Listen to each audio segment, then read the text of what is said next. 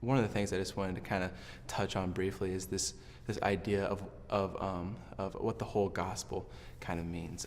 When I first came to college, I really had to figure out what my faith looked like for myself. That was the first big step for me. It was trying to look like moving away from my parents, what it looked like to actually go to church by myself, to really get plugged into this community, to really try to figure out who Jesus was and what he promised for me.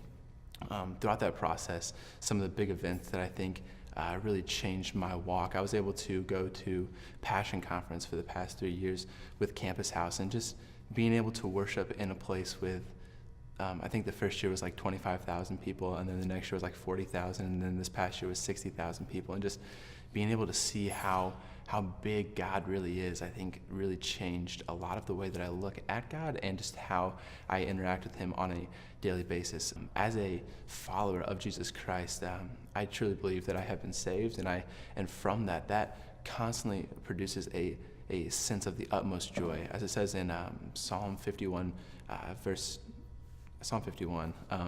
it says that it's David, and he's praying to restore to me the joy of your salvation. I think that's such a powerful verse, and I love the fact that when we recognize that we have truly been saved, when we recognize from what we have been saved and what we are called to be, that produces on a day-by-day basis just this profound sense of joy and this profound sense of just feeling like you actually belong to Christ. And I think that's the first thing. And the second thing is just realizing what I was called out of, realizing what I was called into, and knowing that that was nothing of my own doing. As it says in Ephesians, it says that you were once dead in the trespasses in which you walked, but it is by grace you have been saved. And so realizing that truth and just being able to see that common theme throughout Scripture has really created in me a sense of utmost humility at the aspect of it's